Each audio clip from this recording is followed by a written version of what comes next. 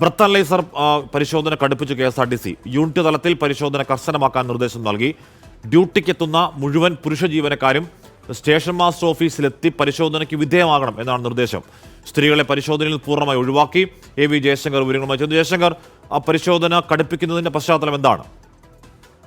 ഈ കഴിഞ്ഞ വർഷമാണ് മന്ത്രി കെ പി ഗണേഷ് കുമാറിന്റെ നിർദ്ദേശപ്രകാരം KSRTC ജീവനക്കാരെ ഇത്തരത്തിൽ പരിശോധിക്കാൻ തീരുമാനിച്ചത്. എന്തായാലും ഈ പരിശോധന വിജയം കണ്ട അടിസ്ഥാനത്തിലാണ് സംസ്ഥാനത്തെ മുഴുവൻ ഡിപ്പോകളിലും ഇത്തരത്തിൽ ബ്രീത്ത് അനലൈസർ ഉപയോഗിച്ചുകൊണ്ടുള്ള പരിശോധന നടത്താനുള്ള ഒരു നിർദ്ദേശം വന്നത്.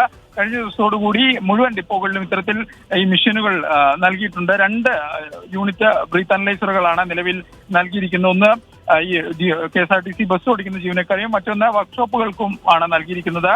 ഈ ഡ്യൂട്ടിക്ക് ഹാജരാകുന്ന ജീവനക്കാർ സ്റ്റേഷൻ മാസ്റ്ററുടെ ഓഫീസിലെത്തി പരിശോധനയ്ക്ക് വിധേയരാകണം. ഒപ്പം തന്നെ ഈ വർക്ക്ഷോപ്പുകളിൽ സർജന്റെയോ അല്ലെങ്കിൽ ഗാർഡിന്റെയോ സാന്നിധ്യത്തിൽ ഈ പരിശോധന നടത്തണം. ഫലം പോസിറ്റീവ് ആകുന്ന ജീവനക്കാരെ അന്നേ ദിവസം ജോലിയിൽ പ്രവേശിപ്പിക്കില്ല. ഇവർക്കെതിരെ റിപ്പോർട്ട് ഉൾപ്പെടെ എന്തായാലും നൽകും.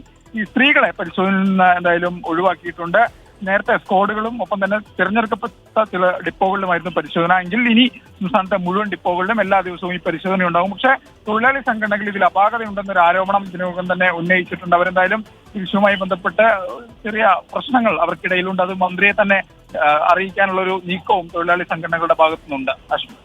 ഓക്കെ, AV ജയശങ്കറാണ് ആ വാർത്തയുടെ വിവരങ്ങൾ നൽകിയത്. യൂണിറ്റ് തലത്തിലടക്കം പരിശോധനയാണ്.